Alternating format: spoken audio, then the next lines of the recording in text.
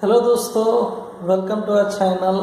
अगर आप इस चैनल पर फर्स्ट टाइम आए हो तो ज़रूर मेरे चैनल को सब्सक्राइब कीजिए। आपको ये वीडियो कैसा लगा उसके बारे में ज़रूर कमेंट कीजिए। अगर अच्छा लगा तो उसे ज़रूर शेयर कीजिए और बेल आइकन दबाना ना भूलिए ताकि आपको अगले वीडियोस का नोटिफिकेशन ज़रूर मिलता है। दोस्तों, रिटायरमेंट फंड कितना होना चाहिए ये बहुत बड़ा क्वेश्चन मार्क है, क्योंकि हर एक की लाइफ की जो लाइबिलिटीज़ है, प्रायोरिटीज़ है, उसका जो लाइफस्टाइल है वो अलग अलग होता है। तो कितना फंड होना चाहिए ये पर्सन टू पर्सन वेरी हो सकता है।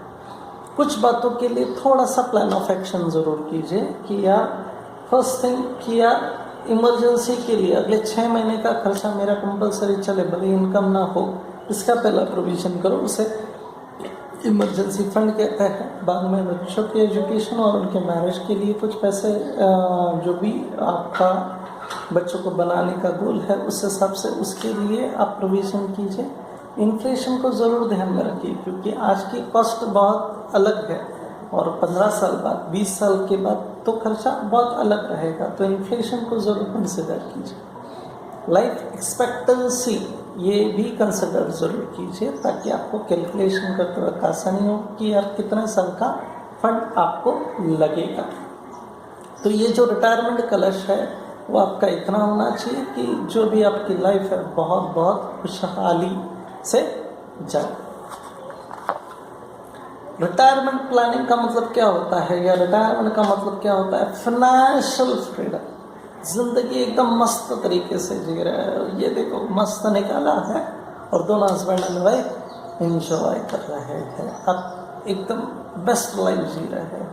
लेकिन वही अगर आपने थोड़ी सी रिस्क ली तो शायद दर दर की ठोकरें, जो भी मैं बोल रहा हूँ अलग वे से बोल रहा हूँ, लेकिन प्रॉब्लम हो सकता है। तो फाइनेंशियली इंडिपेंडेंट होने के लिए थोड़ी सी कुछ बातें ज़रूर याद रखिए कि आज है ना इंटरेस्ट रेट्स कम हो रहे हैं, तो ऐसी कोई इनकम देखिए जिससे कॉन्स्टेंटली फ्यूचर में भी वही इनकम गारंटेड सोर्स आता रहे।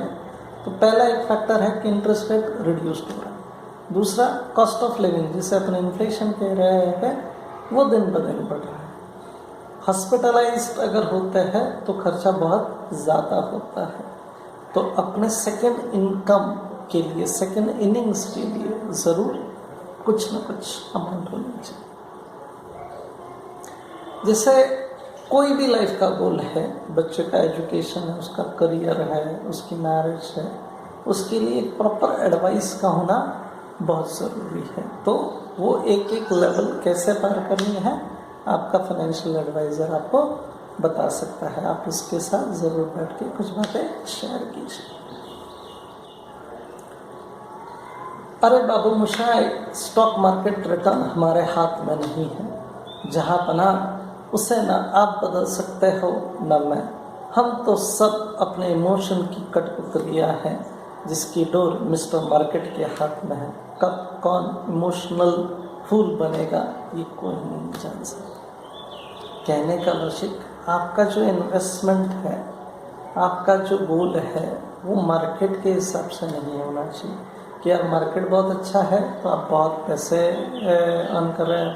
लेकिन मार्केट अगर जिस वक्त आपकी सबसे ज़्यादा ज़रूरत है पैसों की, उस वक्त अगर मार्केट परफॉर्म नहीं कर रहा है तो आपके पास पैसे नहीं हैं। तो जो भी आपको इन्वेस्टमेंट करना है थोड़ा सोच के कीजिए कि यार ये गोल को पूरा करने के लिए इतनी रिस्क ठीक है, इतना प्रायोरिटी के बेसिस पे होना चाहिए, यहाँ मेरे को रिस्क नहीं चाहिए। तो थोड़ा सा प्लान ज़रूर कीजिए। गोल बेस्ड अगर प्लानिंग है ना तो बहुत अच्छी रहेगी, क्योंकि जब तक गोल पूरा नहीं होता है आप डिसिप्लिन फॉलो करोगे और आपका टारगेट जो भी है अच्छा पूरा होगा। तो गोल बेस्ड प्लानिंग कीजिए और जल्दी स्टार्ट कीजिए। फाइनेंशियल फ्रीडम होने के लिए ज़रूर स्टार्ट कीजिए। एफडीज का रेट कम हो रहा है, एफडीज का इंटरेस्ट रेट कम हो रहा है, तो सिर्फ एफडीज के भरोसे ना है। कार में आप चारों बैठ के मस्त एक सफ़र तय करने वाले थे, लेकिन अचानक वो कार पंचर हो जाती है, स्टेपनी आपके पास नहीं है, तो सोचो आपका सफ़र कैसे चलेगा। तो जो भी आपकी लाइफ है उसमें स्टेबल इनकम का होना, गारंटेड इनकम का होना ज़रूरी है। अगर कुछ अनसर्टेनिटीज़ होती है, अगर जैसा सोचा वैसा नहीं होता है, तो यार उस वक्त ये पैसा काम आएगा कि आप आराम के साथ आपका बचा हुआ ज़िंदगी का सफ़र अच्छी तरह से कर सकोगे।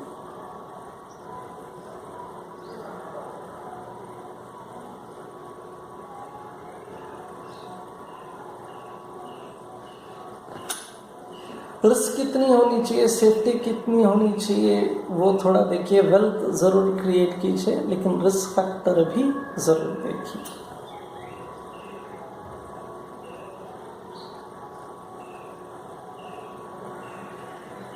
प्रॉपर फाइनेंशियल लिटरेसी रखिए। मार्केट की अब में जो भी नए प्रोडक्ट्स आ रहे हैं उसका नॉलेज लेते रहिए। फाइनेंशियल एडवाइज़र से ज़रूर कंसल्ट कीजिए कि नया क्या है, क्या बेटर ऑप्शंस है, ज़रूर डिस्कस कीजिए अपने गोल्स।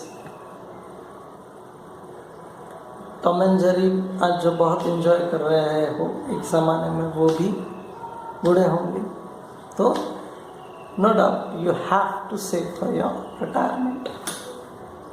कुछ जो चीज़ों का हमेशा प्लान करना चाहिए।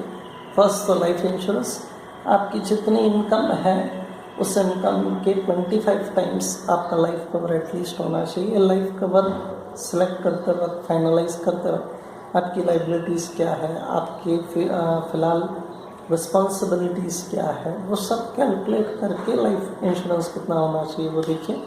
दूसरा तो मेडिक्लेम होना ही चाहिए। Minimum 5 lakh is preferable, more than 5 lakh as per your standard you can go, but minimum and minimum 5 lakh का आपका कवर होना चाहिए। पर्सनल एक्सीडेंट कवर नहीं होता है, वो बहुत कम प्रीमियम में आपको मिल सकता है, वो ज़रूर लीजिए। क्रिटिकल इलनेस जैसे कैंसर है, बहुत सी ऐसी बीमारी है जिसका बहुत ज़्यादा खर्चा लगता है, तो अगर आपने क्रिटिकल इलनेस है, किसी प्लान में 32 डिजीज़ कवर्ड है, किसी में अलग है, तो कंपलसरी क्रिटिकल इलनेस का कवर भी आपने लिया होना चाहिए।